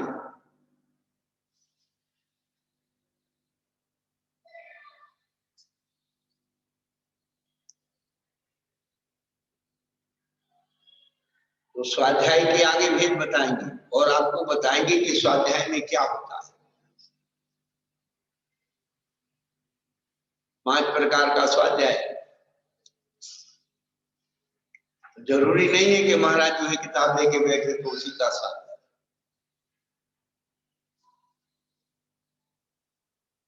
पहले अंतरिक्षा आमना आदि का जो है ये भी उसके अंतर्गत तत्व चिंतन करना, वाचना प्रश्ना अनुप्रेक्षा आमना धर्मोपदेश। तो धर्मोपदेश भी स्वाध्याय है और स्वाध्याय सामायिक है। अब घटित हो जाएगा लक्षण, वहां से ऐसे घटित करो। धर्मोपदेश स्वाध्याय है, स्वाध्याय के वेद में आता है, और स्वाध्याय किस में आ रहा है, सामायिक में आ रहा है।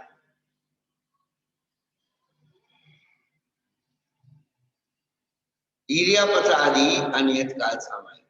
प्रमादकृत अनर्थ प्रबंधन का अर्थात हिंसादी अव्रतों के अनुष्ठान का विलोप करके अर्थात सर्वथा त्याग करने पर भले प्रकार क्रिया अर्थात महाव्रतों का ग्रहण होता है, वह छेद उपस्थापना चारित्र है।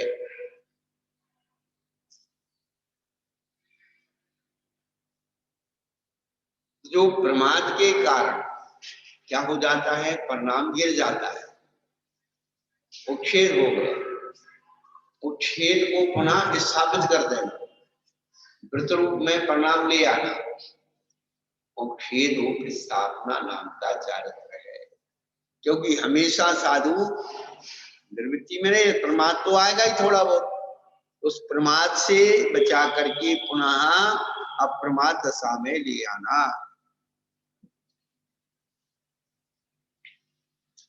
प्रमाद अनर्थ प्रबंध का अर्थात हिंसादी अव्रतों के अनुष्ठान का।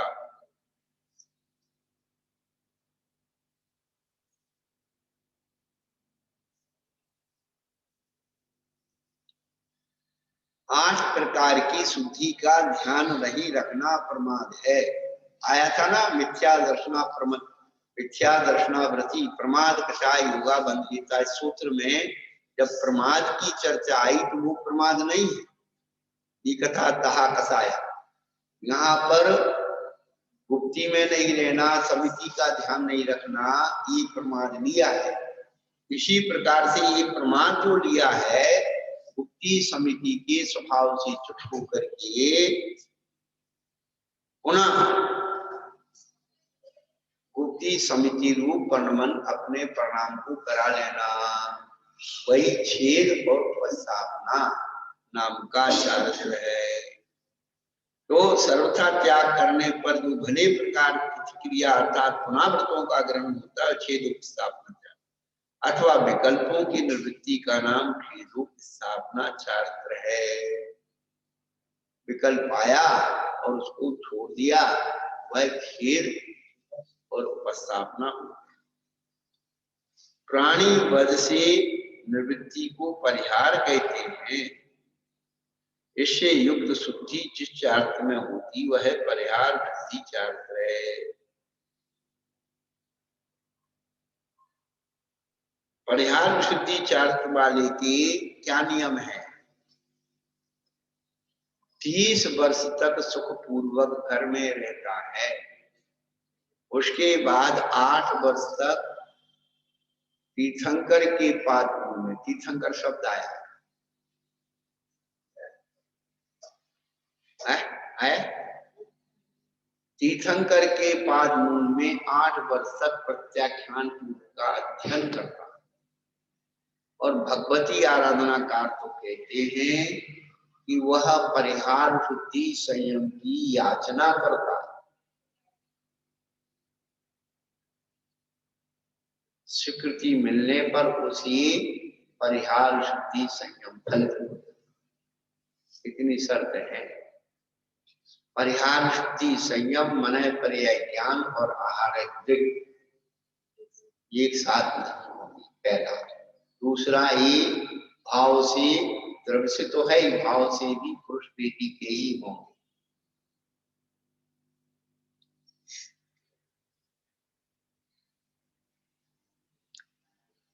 जिस चारित्र में कसाय अति शुद्ध हो जाता है वह शुद्ध सांप्राय चारित्र है और समस्त मोहिनी कर्म की उपशम या क्षय से जैसे जैसा आत्मा का स्वभाव है उस अवस्था अपेक्षा लक्षण दूसरा होता है, वह अथाख्यात चारित्र कहा।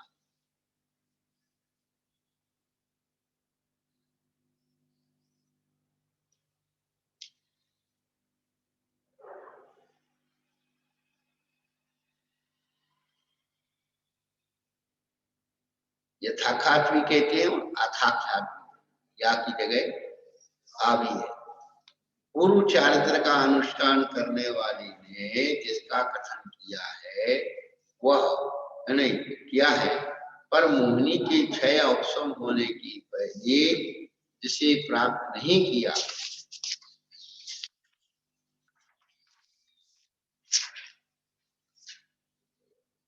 यथाख्यातम इति वा। अथाख्यात लो या यथाख्यात, यथात्म स्वभाव अवस्थितः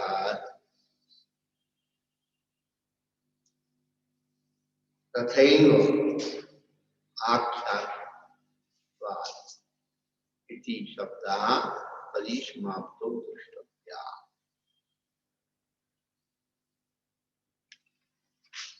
इन्होंने कहा है कि जिसे पहले कभी प्राप्त नहीं किया इसलिए इसे अथ आख्यात है। अथ यानी प्रारंभ, पहले नहीं हुआ, उस अथ माने क्या कहते, प्रारंभ। अथ शब्द अनंतर अर्थवर्ती होने से समस्त मोहिनी कर्म की क्षय अवसम की अनंतर वह आगमन होता है। कथन का तात्पर्य अथवा इस चारित्र का एक नाम यथाख्यात भी है। जिस प्रकार आत्मा का स्वभाव अवस्थित है उसी प्रकार यह कहा गया है, इसीलिए इसे यथाख्यात कहते हैं। सूत्र में आया हुआ इति शब्द परिसमाप्ति अर्थ में जानना चाहिए, इसलिए इसे यथाख्यात चारित्र से समस्त कर्मों की क्षय को परिसमाप्ति होती है। या यथाख्यात चारित्र से समस्त कर्मों का क्षय होता है, कर्मों की समाप्ति होती है, जानना जाता है। उत्तरोत्तर गुणों के प्रकर्ष का ख्यापन करने के लिए सामायिक छेदों की स्थापना इत्यादि क्रम से इसका नाम निर्देश किया है।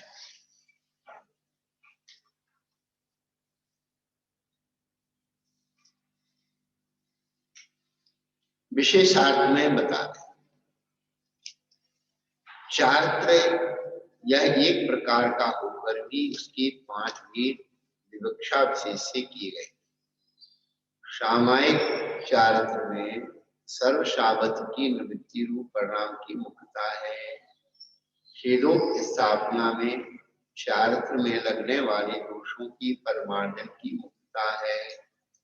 परिहार शुद्धि चारित्र ऐसे संयत के होता है जो 30 वर्ष तक रसवत्ता में शुद्धपूर्वक जाकर संयत होने पर तीर्थंकर पादमूल की परिचर्या करते हुए 8 वर्ष तक प्रत्यक्षान का अध्ययन करता है। यह संयमी पद छूट गया। यह जंतुओं की रक्षा कैसे करनी है। तो अब यह जंतु, यह विशेषण जंतुओं का नहीं है, यह संयमी जंतुओं की रक्षा कैसी करनी चाहिए, वे किस द्रव्य के निवेशी के क्षेत्र और किस काल में विशेषता उत्पन्न होते हैं, जीवों की योनि और जन्म कितने प्रकार के होते हैं इत्यादि बातों को भली प्रकार जानता है। यह प्रमाद रहित महाबलशाली कर्मों की महान निद्रा करने वाला और अति दुष्कर चर्या का अनुष्ठान करने वाला होता है।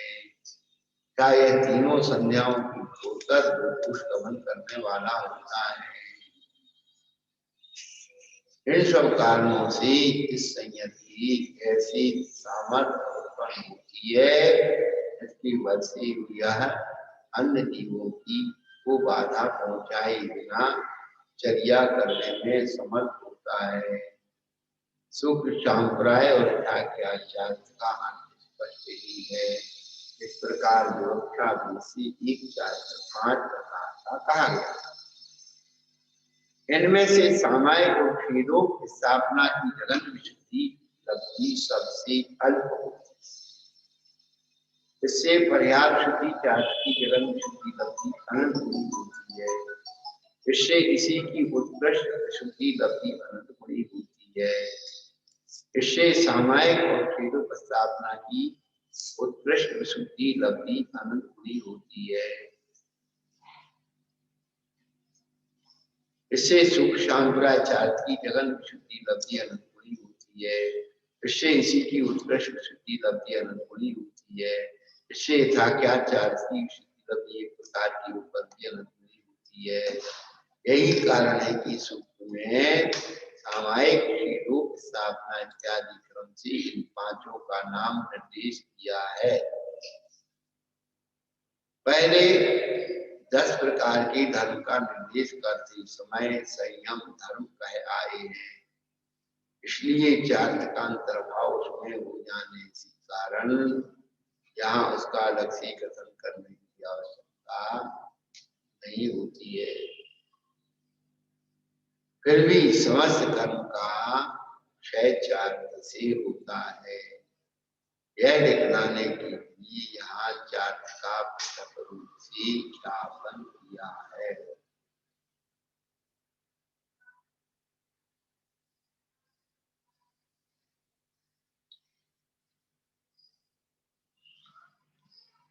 चार्थ का कथन हो गया। कहते चार्थ का कथन संबर के हितों का निर्देश करने के बाद तपसा निर्जराते सूत्र कहा था 3 नंबर का, इसलिए यहाँ तप का विधान करना चाहिए। अतः यहाँ कहते हैं क्या वह 2 प्रकार का बाह्य और आभ्यंतर, उसमें भी यह प्रत्येक 6 प्रकार का है। बाह्य भी 6 प्रकार का, अंतरंग भी 6 प्रकार। तो उसमें पहले बाह्य तत्वों की चीज का कथन करने के लिए कहा है हंसनाव मौदर्य वृत्ति परिसंख्यान रस परित्याग युक्त सय्यासन काय क्लेशा वाह्यम तपः।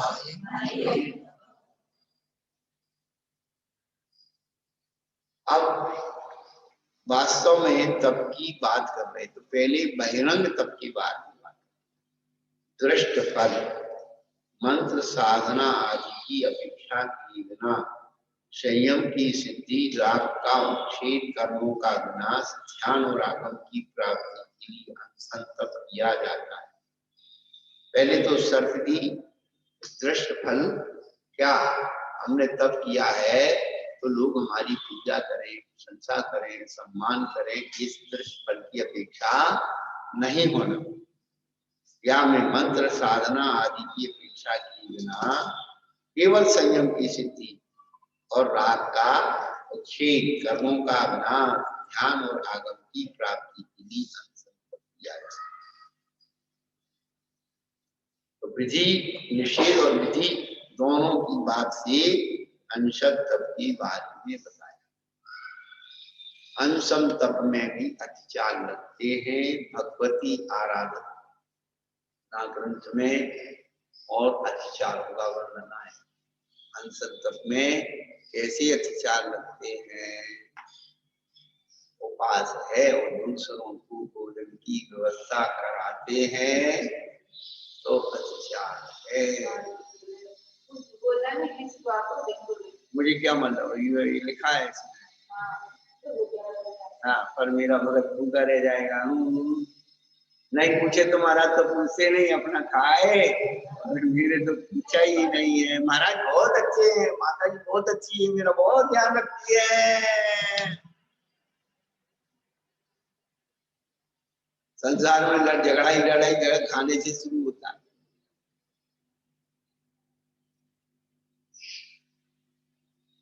खाना गाना जाना ये साधु का पाना।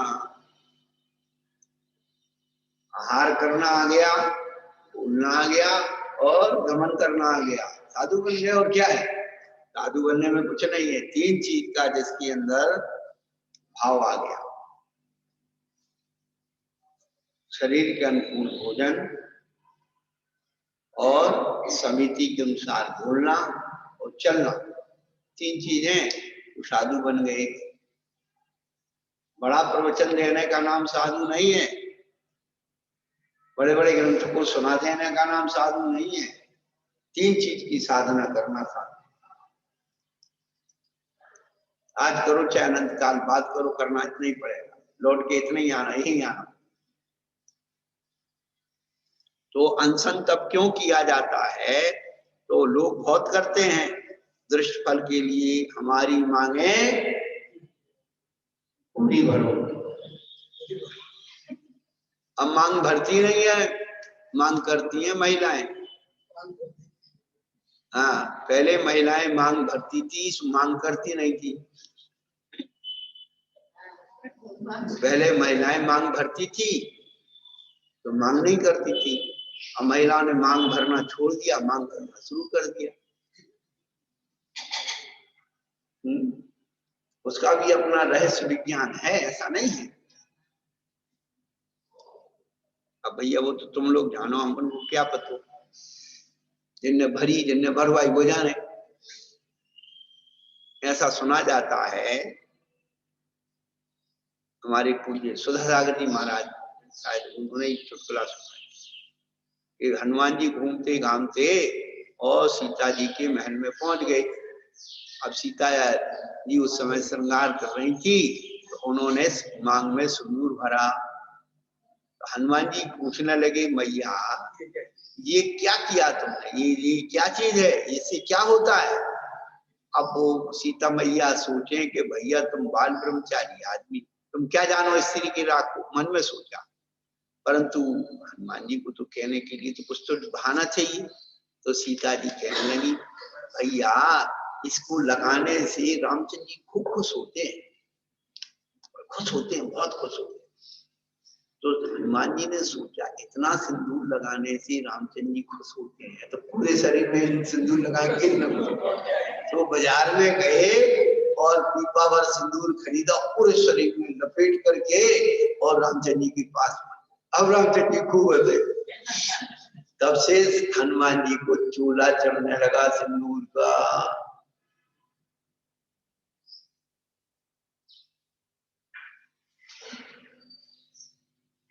सबसे ज्यादा पूजा रामचंद्र जी से ज्यादा पूजा हनुमान जी की होती, सबसे ज्यादा भक्त उनके, सबसे ज्यादा मंदिर उनके। जैसे भगवान से भी ज्यादा भक्त का महत्व हो जाता, भक्ति करके तो देखो।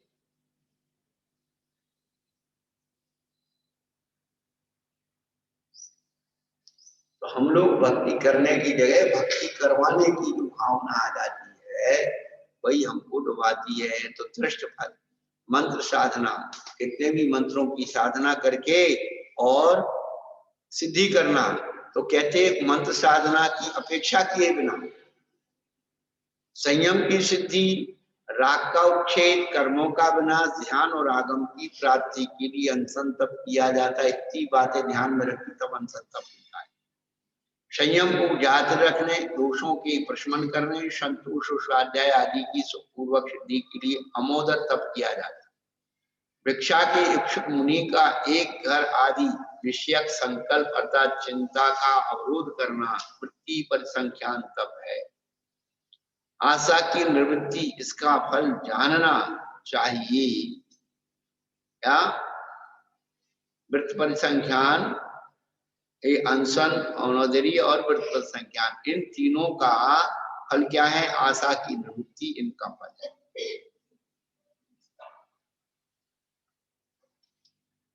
इंद्रियों के धर्म का निग्रह करने के लिए, निद्रा पर विजय प्राप्त करने के लिए, सुपूर्व स्वाध्याय की सिद्धि के लिए घृतादि गर्भ का त्याग करना चौथा तप है। रस परित्याग,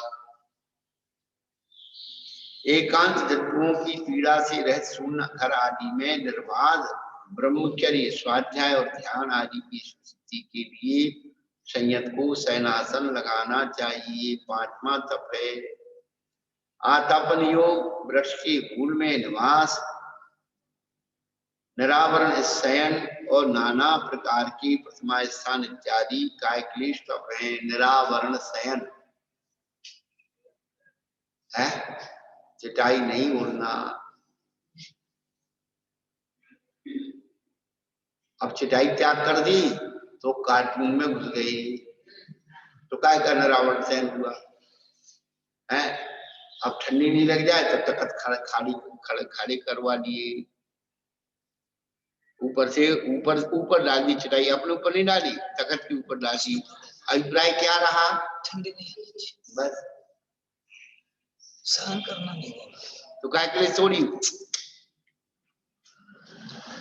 तो अपने मन को समझाने का है भाई। देखो बाकी तो जो कुछ है सो है, वो हम भी जानते हो, तुम भी जानते हो। क्या सही बात।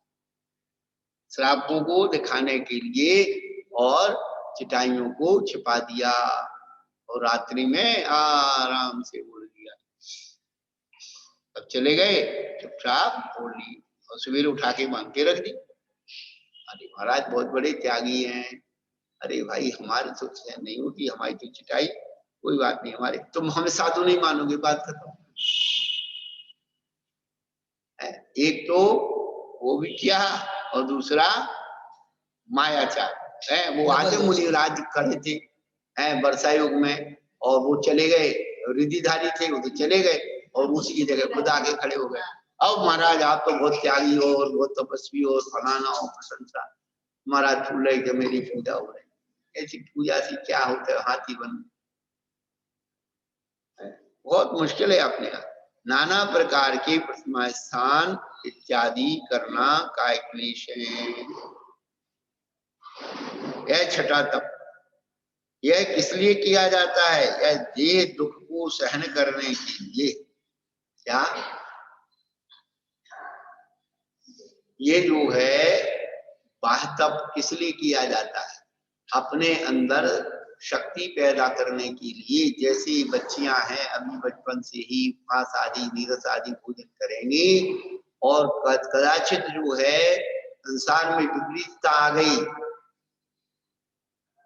है, कहीं विपत्ति आपत्ति में आ गई, तो पहले जैसे सीता कहती जब तक रामचंद्र जी का समाचार नहीं आएगा तब तक अन्न पान ग्रहण नहीं करेंगे।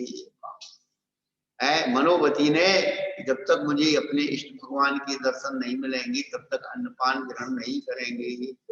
उस दिन के लिए क्या, उस दिन के लिए अपने शरीर को तैयार करना, मन वचन काय को तैयार करना कि आज अनुकूलता में तो हम आराम से सब रह रहे हैं, किसी दिन प्रतिकूलता उत्पन्न हो जाए तो परिणाम में संक्लेश उत्पन्न ना हो। रवि व्रत किया, नमक नहीं खाया, लेकिन एक दिन जो है नमक खा रहे थे, उस दिन नमक नहीं डला तो संक्लेश ना हो। एक चीज में नहीं डला तो संक्लेश ना हो। ये इसलिए क्या कहते, देह दुख को सहन करने के लिए, सुख विषयक आसक्ति को कम करने के लिए और प्रवचन की प्रभावना करने के लिए किया जाता है। शंका, परिचय और काय क्लेश में क्या अंतर है? समाधान अपने आप प्राप्त हुआ पक्ष है और स्वयं किया गया काय क्लेश है, यही दोनों में अंतर है।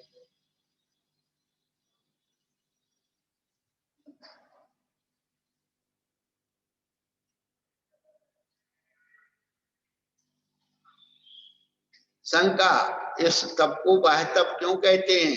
तो कहते यह बाह्य द्रव्य के अवलंबन से होता है, पहला। दूसरा, दूसरों के देखने में आता है। आपने भोजन छोड़ दिया, सबको पता लग गई है, तो इससे बाह्य द्रव्य का अवलंबन लिया जाता है बाह्य तप में। और अंतरंग तप में अपनी कसायों को छोड़ा जाता है, अपने दोषों को छोड़ा जाता है